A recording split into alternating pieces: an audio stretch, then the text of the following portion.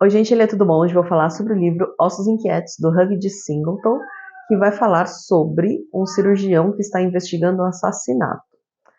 Porém, é uma coisa bem diferente, assim, vamos contextualizar este livro.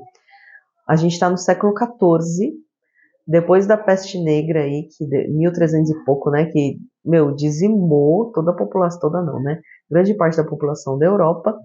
E aí a gente está acompanhando um cirurgião que começou a carreira e vai parar nas graças aí de um dono de castelo, nem sei qual a posição dele, mas de um nobre dono de castelo, que chama para trabalhar ali na região dele, né, na vila do cara, da nobreza dele, que é esqueci o nome dele, mas enfim, o Hugh vai aparecer lá e ele é um cirurgião muito bom. Inclusive eles se conhecem depois que o Hugh arruma a perna aí desse cara, Gilbert, não lembro o nome agora, enfim. E aí, essa história é bem interessante porque eles encontram ossos pequenos aí, depois o Hugh vai descobrir que é de uma mulher jovem, né? Dentro do fosso do castelo.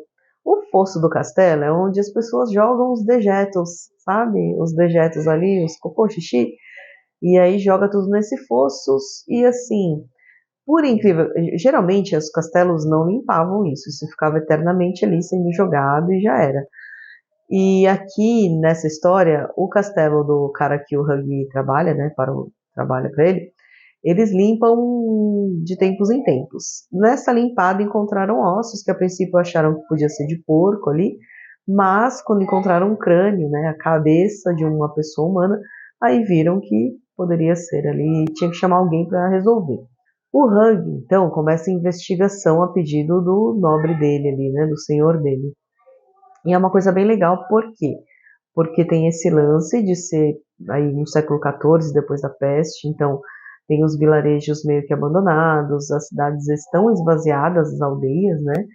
E ele faz essa investigação assim, sem nada, né? Então, o máximo ele vai a cavalo nas aldeias vizinhas para perguntar se alguém perdeu uma menina ou se alguém sumiu, né? Uma jovem sumiu ali daquele vilarejo.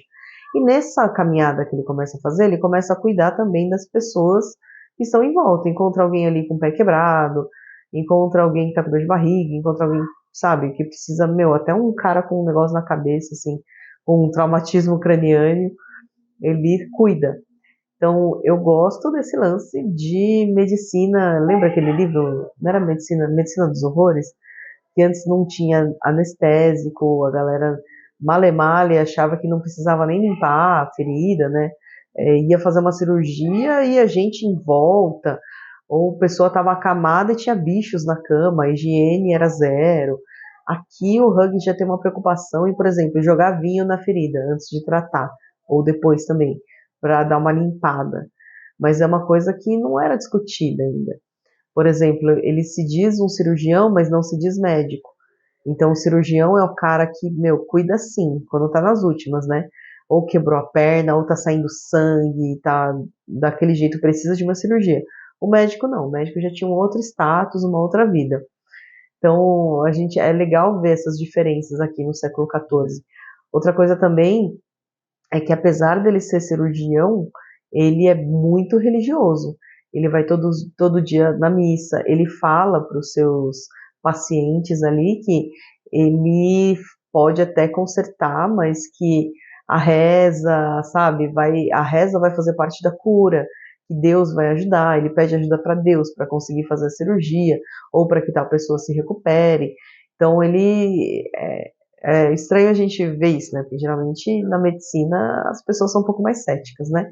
E aí, no caso, é um cirurgião que é muito religioso. Enfim, e ele fala também um pouco assim desse lance da nobreza, sabe? Ele fala, nossa, né? Como Lord Gilbert. Como o Lord Gilbert, ele fala, né? Ele sabe muito bem dar ordens, ele imposta bem a voz, é uma coisa que eu preciso aprender. Mas ele fala assim, né? Porque os nobres diriam, por exemplo, que precisa ter essas pessoas que mandam para organizar a sociedade, né? Enfim, e aí tem aqui também, no meio disso tudo, tem aquele, não chega a ser circo, porque acho que na época não chamava-se circo, mas um grupo de artistas itinerantes que entretém as pessoas. Então é legal, assim, você ver ele conduzir essa investigação dessa forma assim mais difícil, né? Não tem internet para ajudar, não tem carro, a locomoção é a pé ou a cavalo, tá nevando, ele não tem assim aquela nem male tem uma roupa para andar na neve. Então as coisas são bem precárias, né? Não tem nada para fazer exame, ele vai no tato para tentar entender o que está acontecendo no corpo da pessoa. E é isso. Esse livro é bem interessante por esses aspectos, assim, não só pela parte da investigação em si, que aí poderia ser em qualquer época, né, do ano, do mundo, mas por essas diferenças, assim, entre estar ali no século XIV também, essas dificuldades. Tanto que aqui, ó, no final do livro, tem um glossário de coisas que estão ali, como é que chama? Que ele usa, né, o linguajar, assim. Por exemplo, chega uma hora que ele para de ser o cirurgião e vira, ai, como que chama? Ele vira um beleguim, principal representante feudal de um lorde que fiscalizava todas as operações, arrendava aluguéis e multas e impunha mão de obra. Não era um sujeito benquisto. Ele não era benquisto porque ele que arrecadava o dinheiro dos impostos que as pessoas da aldeia em volta do castelo têm que pagar para o lorde ali, para aquele nobre, né? E afinal o nobre oferece coisas e dá emprego para essa galera, enfim. Tem algumas coisas do século XIV que são interessantes da gente ver nesse livro. E eu gostei da parte da investigação também. Achei que foi uma coisa bem conduzida, bem escrita, assim. Eu curti toda essa parte da investigação. E é isso então, gente. Geralmente, thrillers, né, e livros de investigação não é muito fácil da gente falar, porque a gente pode entregar alguma coisa. Mas eu recomendo esse livro. Eu comprei esse livro numa época que tinha, sabe aquelas livrarias que tem livros a preços populares de 10 a 15 reais, 20? Então, antigamente tinha bastante no metrô, apesar que eu ainda estou na dúvida se eu comprei nessas livrarias ou se foi numa máquina de livros. No metrô também tinha na Paulista, na Ana Rosa, tinha aqui em São Paulo, né, umas máquinas igual essa de refrigerante, que você põe o dinheiro e o livro cai, e o refrigerante cai. Então, tinha algumas máquinas, eu nunca mais vi, mas talvez, assim, na linha verde, amarela, pode ser que tenha. Você me avisa aí se ainda existe ou não essas máquinas aí de livros. Mas essas lojas ainda de livros populares, às vezes, parece uma feira, assim. Você vê, às vezes, no shopping tem um monte de livro empilhado e aí tem uns livros baratíssimos. E esse aqui foi um desses daí, então, gente.